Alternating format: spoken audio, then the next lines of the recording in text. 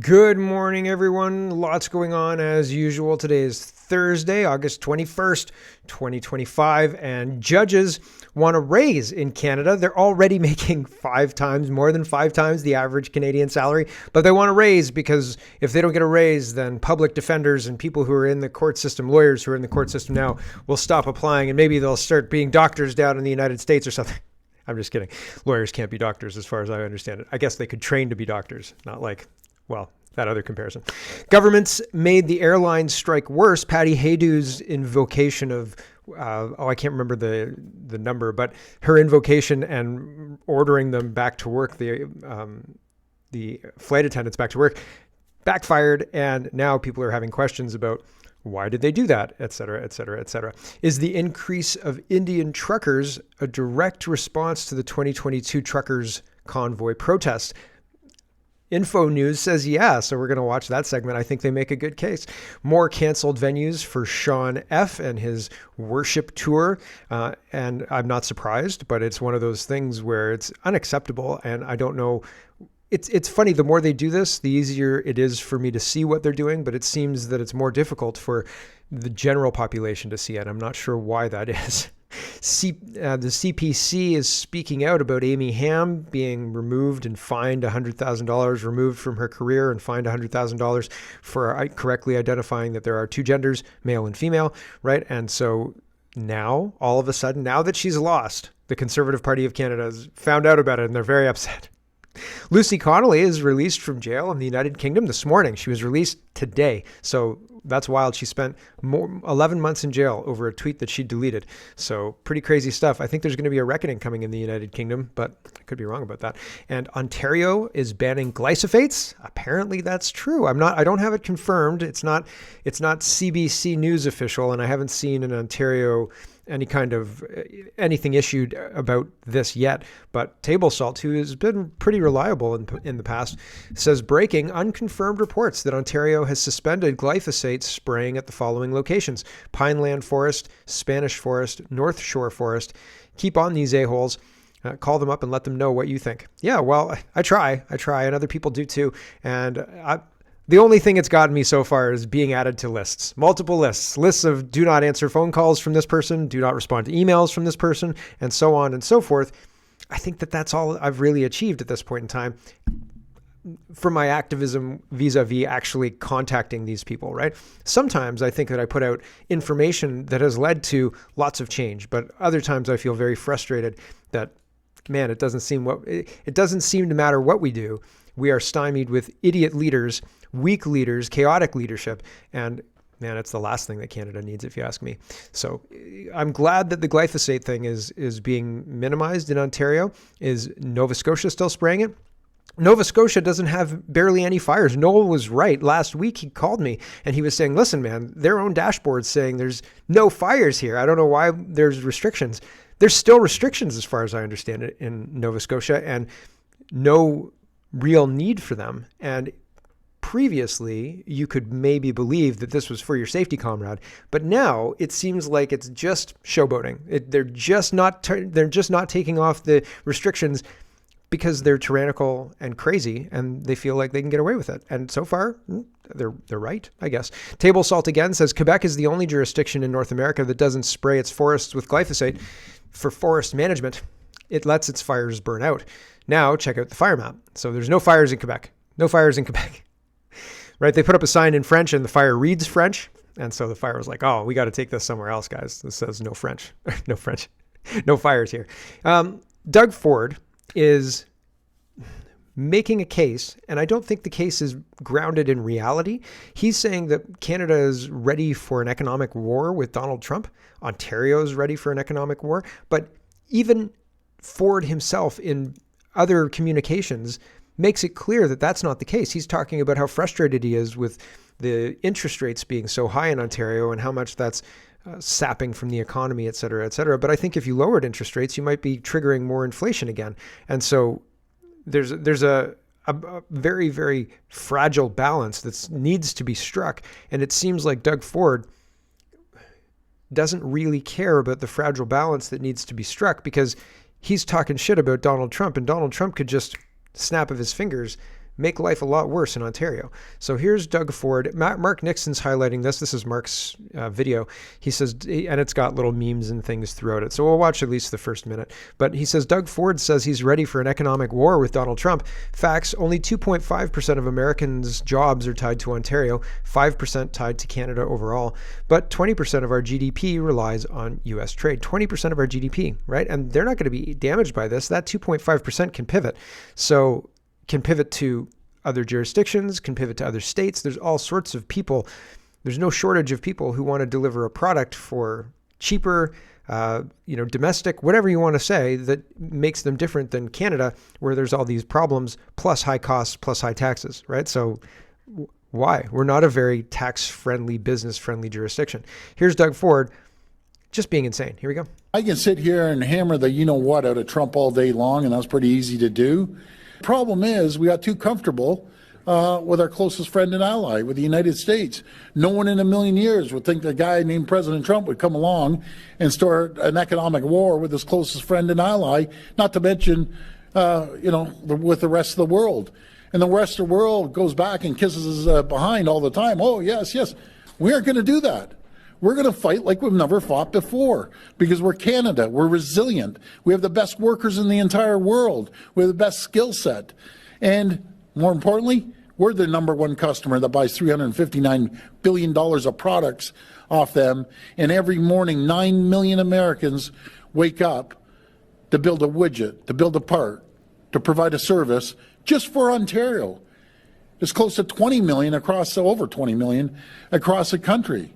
Well, first of all, this guy's not going to stop. You can either run away or, fall down and wave the white flag. We should never do that. We should hit him back twice as hard. And I've said this to the Prime Minister. If you roll over, this guy just keeps beating you and beating you and beating you. No, let's start hitting back. Start hitting back hard. Again, we do $359 billion of products we buy off the U.S. And a terrible. There's a lot of stats flashing on the screen, like that percentage, that amount of money represents 1% of the United States GDP. So Donald Trump's already replaced it multiple times over with commitments from lots of companies. So I don't know that we're ready for this economic war that Doug Ford is making the case. Come with me, Ontario. I'll lead you into prosperity or, complete economic ruin against Donald Trump. Ryan is responding to Doug Ford's tweet or X post, and Ford says, I was proud to stand with the United Steelworkers in Hamilton today to announce $70 million in support for workers being hit by U.S. tariffs. From using Ontario's steel in our $200 billion infrastructure plan to investing in training and skills development, we'll always have the backs of our workers. And Ryan says, how long can Canadians keep these industries afloat? This leftist should be demanding the federal government get a deal done. Yeah. Yep. And the longer this kind of stuff lasts, the worse off Canada will be. We can't just buy our own steel indefinitely. I mean, we can have projects and, that can work, but it's not going to be nearly as profitable or lucrative as supplying the United States with steel in a good faith deal like we used to do, right? Here's Doug Ford again. Gov.exe is responding, and he says, Doug Ford says the Bank of Canada is driving him crazy by not cutting interest rates. This is not painting a picture of an economy that's resilient enough to go up against the United States, which is a massive economy, 10 times the size. I think it's 10 times the size of ours, maybe more than that. And so here's Doug Ford again, saying my economy is not nearly as good as it is, as I'm hoping you believe it is. But come with me anyway, and let's economically battle the United States. It's wild. The CFIB is saying that if nothing changes in regard to the U.S. tariffs, we will see more business closing, 1 in 5 actually, and specifically small business as well. And the retaliatory tariffs are hurting them too. So do we have a plan yet specifically to support them? First of all, the governor of Bank of Canada, you have to lower these damn interest rates.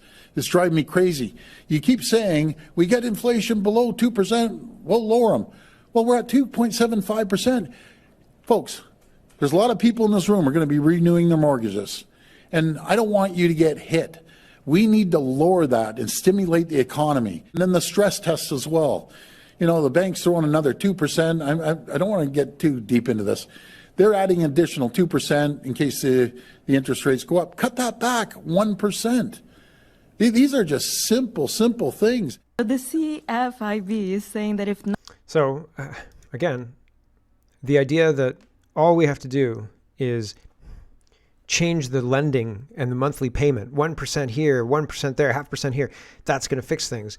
It feels like it doesn't matter how high the price of houses gets, as long as we can figure out a payment that you can make. And there used to be, when I was younger, Reddit was a website that was useful. And there was a guy who wrote about how used car dealerships will get you into a trap and use the box method to box you in and like give you you give them a number. Like, what do you want your monthly payment to be? Do you want your monthly payment to be $300, $250, $500? Where do you want your monthly payment for your car?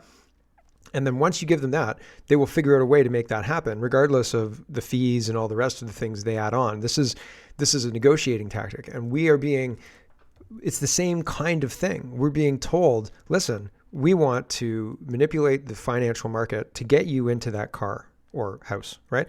And then once you get into that car, you're kind of screwed, right? Like you're kind of screwed. You've got that monthly payment for a little while anyway, until interest rates change or, the market changes, conditions change, and you think you can afford it, but maybe you can, maybe you can't. But fundamentally, it is tricks in order to get you to agree to go along with this whole plan. Do you want to get into crushing debt?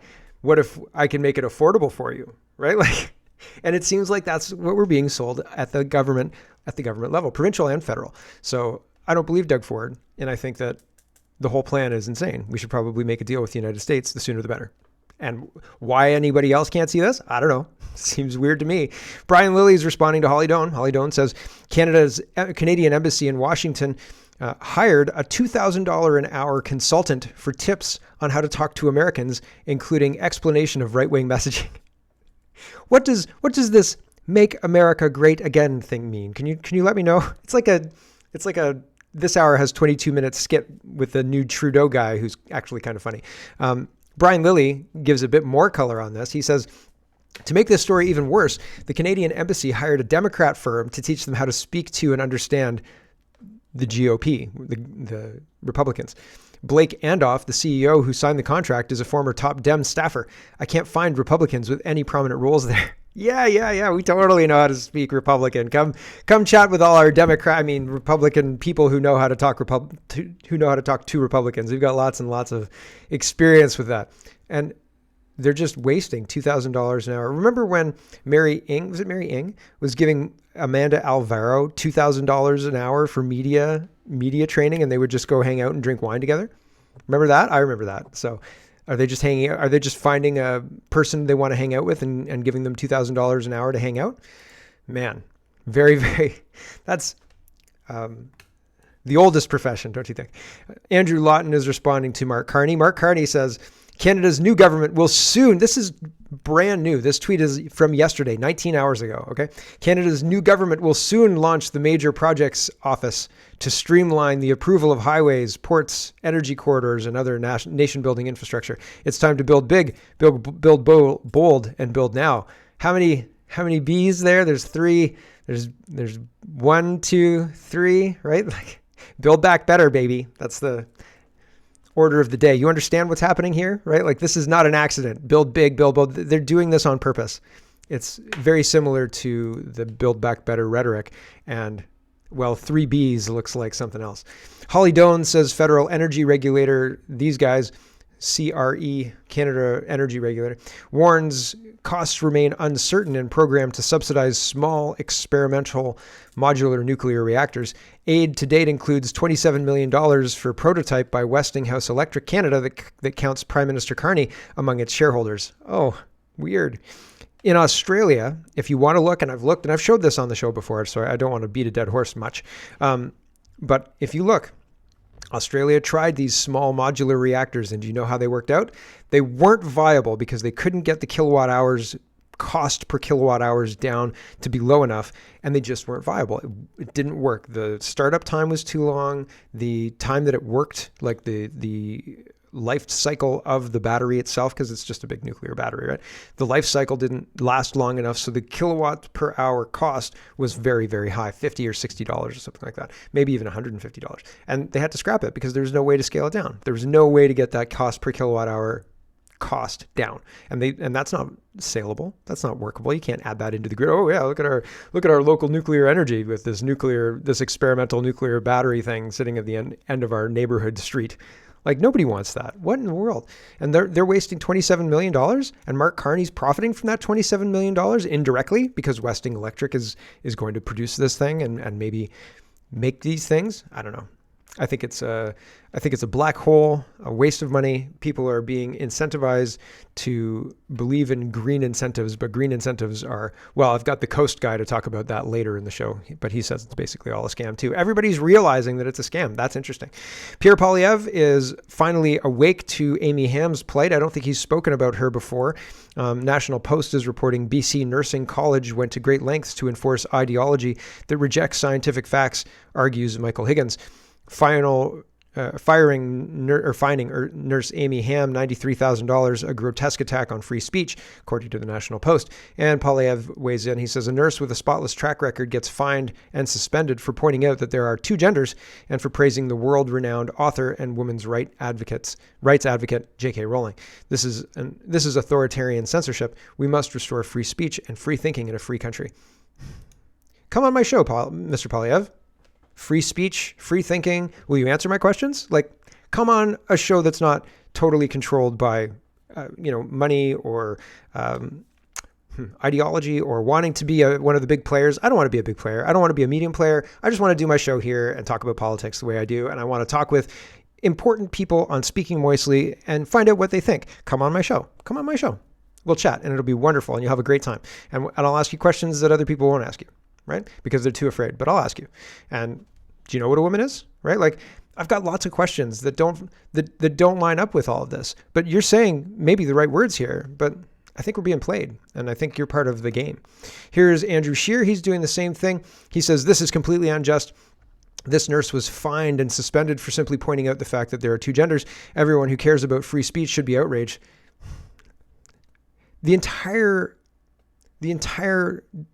landscape of media is censored in Canada. And if you can't see that, and like if these people pretend they can't see that, that's a big problem too, right? Like this is just the tip of the iceberg for censorship. The censorship is way, way worse than this, right? So anyway, this nurse was fined and suspended for simply pointing out the facts. Everyone who cares about free speech should be outraged. G.K. Chesterton warned about this sort of thing in 1926. Quote, we shall soon be in a world in which a man may be howled down for saying that 2 and 2 make 4, in which people will persecute the heresy of calling a triangle a three-sided figure and hang a man for maddening a mob with the news that the grass is green. Right? How dare you? How dare you speak facts to me, sir? They make me uncomfortable.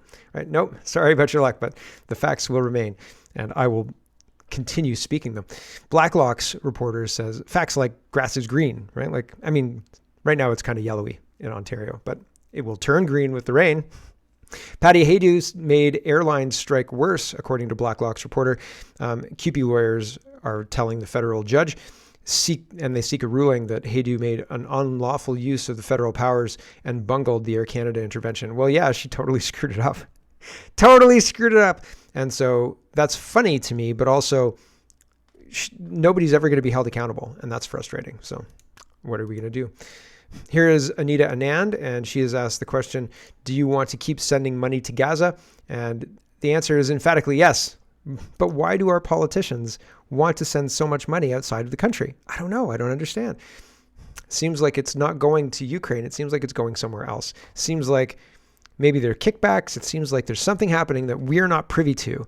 That's frustrating. Shouldn't be happening like that. Here we go. Question. So I take it you have not received assurances from them, but nevertheless, you spoke of territorial integrity and you have condemned Israel, saying that they want to control parts of Gaza City. You have repeatedly suggested you might enact more sanctions against them since May. But you have not done that after sanctioning 2 cabinet ministers. Why haven't you enacted further ones? Are you feeling pressure from the U.S. to not do that? The importance of this issue and Canada's position must be emphasized. Israel should abide by international humanitarian law Hamas must lay down its weapons and release the hostages and play no role in the future governance of Gaza. The escalation will not end the humanitarian horror in Gaza. And we, as a country committed to humanitarian aid, will continue to be at the forefront of all forms of humanitarian aid possible. That is why we are at about the third highest bilateral donor of humanitarian aid. We are resolute in our commitment to do whatever we can to address the humanitarian horror in Gaza and the deepening suffering. But they'll let the Vancouver Lower East Side just rot, right? I don't understand why other foreign countries are a high priority and we will send billions of dollars to fix them. Even though we can't fix them because we can't actually do anything about anything. We can just send the money blindly and hope they use it to fix their country, because we can't make laws in the Ukraine. We can't do anything about what they do with the money. We just send it. Here's some weapons things. We're going to buy this weapons system from the United States and they'll send the weapons to you. You guys use the weapons, we'll send money, blah, blah, blah, blah, blah. And we don't have any real say over anything that happens. Not how to use the weapons, nothing. And so it doesn't make any sense. It's easy politically to do it, though, because they can't do anything. They can send money, but that's it, right? Send money, job done. There you go. Justify. Oh yeah, we're good people who help people in need. Great, but what's the limit of that? When should we not help people in need? What if they're taking advantage of us? What if there's other things happening and the money's not getting to the people who need it? What is the money going for specifically? Do we have a line by line on that? Is there a budget? Oh, no. Of course not. We've got to say goodbye to the stream. I was hoping to get to the crime stuff, but I knew that we wouldn't get to the crime stuff and the free speech stuff. There's so many things that are happening in Canada that are really, really concerning. This is PEI. This is another story, and it's just kind of a joke, but PEI is creating more fossil fuel, spending $427 million on fossil fuel generators because of their electricity plant is not working, right? So there's so many crazy